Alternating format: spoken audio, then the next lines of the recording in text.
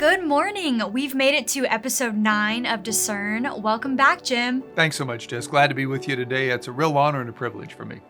So, this is actually our last episode until October 4th, when we'll be here every weekday morning to look at the news with Jim. So we've been spending the last few episodes looking at different ways that Christians can respond to culture. In our last episode, we talked about transforming culture.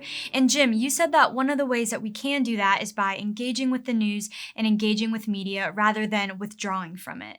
Oh, that's exactly right. One of the things we're really hoping that people will feel equipped by in this show is how to use their influence more effectively in the culture, to be salt and light, to be that change agent that the Lord's calling us to be. And so we're called to go into the world and make disciples of all nations. And it's a kind of initiative that I really think is critical to the gospel and to our ministry in the world today. So as you review the news on this show, you've given us some guidelines that we can use to help us discern what we're hearing. Can you walk us through those? It's really important, I think, to understand something about the media so that we know how to engage media and news more effectively.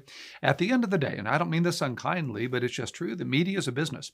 It's in business to make money, as it were. And so those that are professionals in media know where their support comes from, whether it's subscribers or it's advertisers, or in the case of public media, it might be donors.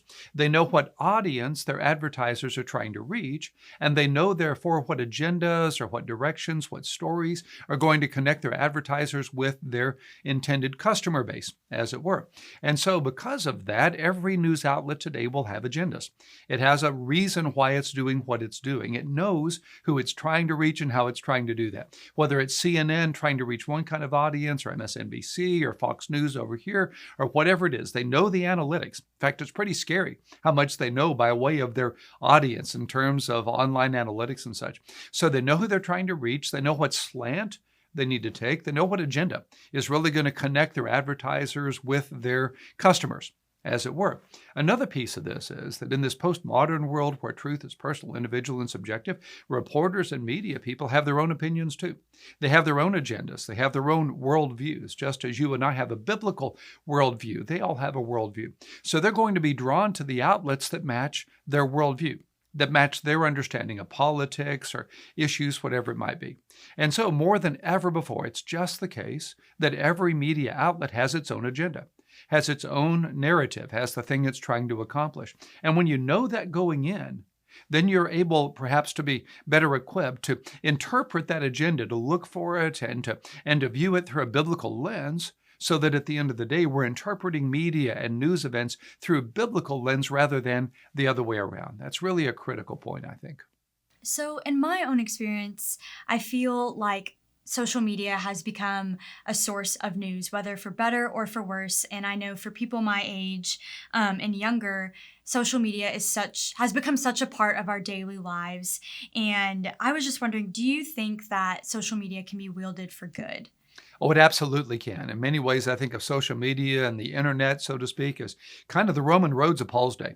Paul used these roads built by Roman soldiers, the Roman Empire. He used Koine Greek, which was the common Greek of the day. He traveled around in the Pax Romana, the peace of Rome. He was able to use the means of the day to get the gospel to people. Well, I think if Paul was alive today, I have no question that he'd be on social media, that he'd be utilizing these incredible digital platforms and tools to speak the good news of God's word and his love into the culture.